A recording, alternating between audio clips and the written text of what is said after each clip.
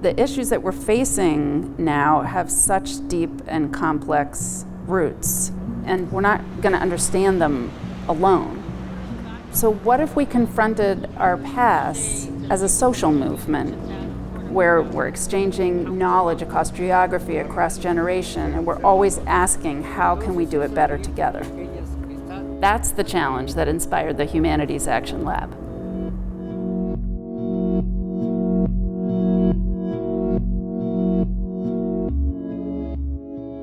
Good morning, everyone. I'm so glad that we're convened together and we'll be able to... Our coalition is made up of university partners, issue organizations, and exhibiting spaces. The Humanities Action Lab is based at Rutgers University, Newark. We're in 23 cities, and we convene together to study and understand what the most pressing social issue is, to learn from frontline communities what that struggle on the ground looks like. We all have to develop this trust. We all have to develop rules for engagement, and that's why we spend... For this particular project, we decided to look at climate and environmental justice. And many of you pointed to the ways that climate change and environmental degradation were mapping and exacerbating long histories of inequality. This is a really ambitious experiment in working together to confront our pasts as a way of addressing social issues, but from the vantage point of these very different local communities. South Louisiana is in many ways a frontline community in terms of coastal destruction. But the other issue that probably gets less attention is this deeper story about the struggle of African American communities in the face of industry and government. What we're really striving for is a better way of working and relating with each other. The faculty and the students work with the community partners to develop their local story. We chose to look at St. James, Louisiana, and what is known as Cancer Alley. And the other site that we chose is a place called Gordon Plaza, which is in the Upper Ninth Ward. That's why we call it the Forgotten Community. In the case of Gordon Plaza, that community was built on top of a toxic landfill. The students immediately started working on a historical timeline that they hoped community activists could actually use to educate the public. And what about, have they done anything since then? Nothing? The community members have been very welcoming to outside support, but it has been important that we all understand and be sensitive to what people are going through every day. We've been working with Mr. Leon Waters. He's giving us a historical understanding of the St. James area and how they're still very resilient. That's been able to give me more of a well-rounded perception of what's going on. Where we were standing just now, that's a levee guide. They had to build that to hold the water in. And under that levee guide are the remains of many indigenous peoples.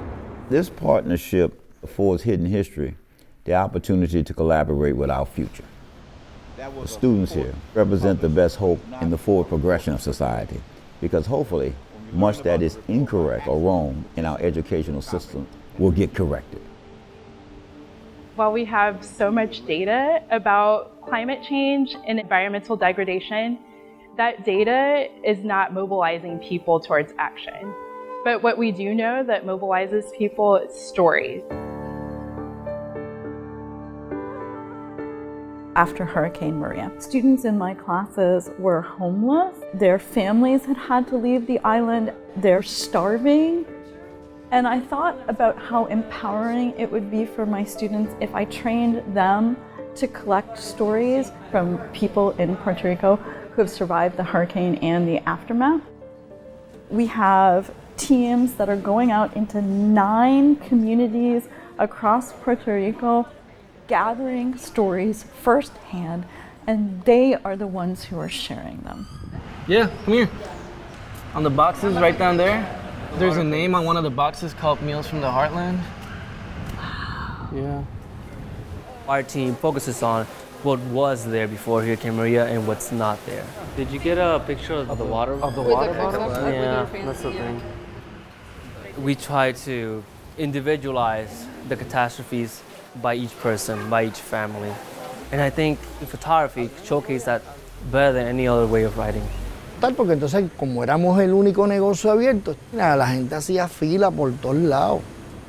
People always talk about climate change in terms of the future, but of all the issues that we're experiencing now, climate change is a historical one, and understanding how we got here is critical.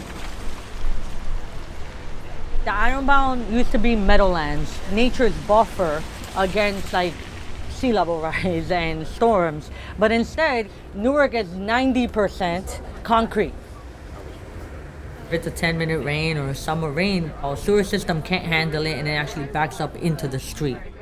Look at that on the sides. What? Are you kidding me? What? I really, look at that. Ooh. Okay, is that exciting for those of you who are sleeping? Look at you, now you smiled, yeah? Finally. There's water coming in the bus right now, everybody. Yeah, there is. People think you need a hurricane to do this. We don't. We just need a day full of rain. This is a problem, and not everyone lives this way, okay? Environmental justice is all about looking at how African American, Latinx, Indigenous, and low-income earning communities face a disproportionate burden. It's also about learning from these communities the ways that they have adapted and resisted. Es fácil identificar algo como injusto, pero es imposible definir la justicia como tal o el concepto de justicia, ¿verdad? Vamos a tratar de obtener una definición propia de justicia ambiental con la que vamos a trabajar, ¿ok? In Mexico City, we had an earthquake in September 2017. We are looking at the reconstruction process and how environmental justice has played a different role in different areas of the city. Cuando estamos hablando de justicia ambiental, ¿de quiénes estamos hablando? ¿Quiénes están involucrados cuando pensamos en justicia ambiental? People with low income have been forced to live in those areas at greater risk to earthquakes. So when the earthquake came, they were shattered and the help wasn't getting there. In order for us to integrate all of these dimensions of the problem, we have shifted from being less of a class and more of a workshop. ¿Para qué sirve la justicia ambiental? No solo para ir reponiendo, sino para prevenir precisamente estas catástrofes y que esto va generando una inclusión social. It has been really important to give them some public policy analysis, so they have more tools to identify specific topics. Oiga, don Toño, queremos preguntarle algunas cosas sobre el temblor. Lo que influyó fue el sismo, pero de ahí nosotros creemos que otro factor muy importante es la extracción irracional del agua que existe en San Gregorio. When we talk about this as a coalition, the people who have been working on the front lines have the most to teach us and the most vision for the future. As a community organizer, what I like to see is people come in and see if their input is actually what the community really needs. We've been going to those spaces doing activities, and the Regent and his students have participated in a lot of those and helped organize those. They created planters and benches so that they can be installed at the park. They're listening to what the people in the neighborhood are saying, and they're giving us the support that we need. Like, we couldn't afford to pay architects to draw up all of these plans, but they're doing it for us. So it's not only writing about it, but they all actually made impact. One of the things that we're really interested for all the different constituencies is to explore how history and memory can be brought to bear from whatever institution or sector or career path you wind up in. We found a group of farm workers who left their countries of origin, often for environmental reasons, and they find themselves challenged again with increasing heat stress and exposure to pesticides. Our project is to tell those stories in words and in drawings.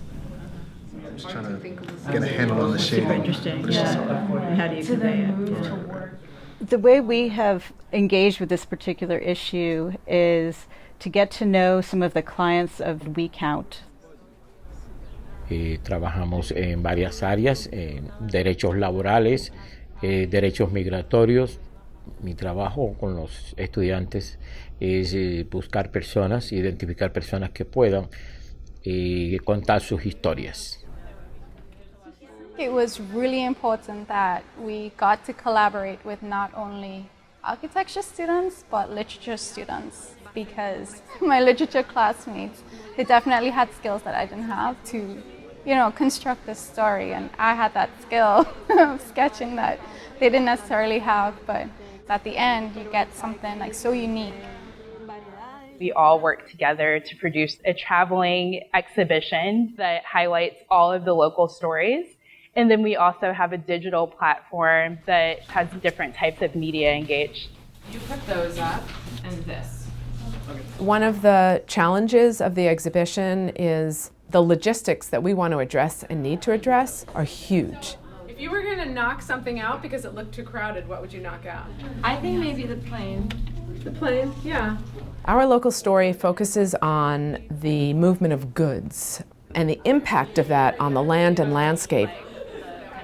We're focusing specifically on warehouses and distribution centers in the Inland Empire. We're hoping to highlight the issues around the displacement that's created when warehouses come in and destroy existing neighborhoods. The visual documentation enables us to bring to a broader public these long histories that we're trying to address. And then to also give us a means by which we can take a local story, put it into a national and a global context, and then carry it around all of these different arenas. By the end, I'm hoping we'll have just an overview into this industry and who's affected and what's happening on the ground now to fight it. This project is always expanding, and new communities can continue to come and add their stories to this installation as it travels.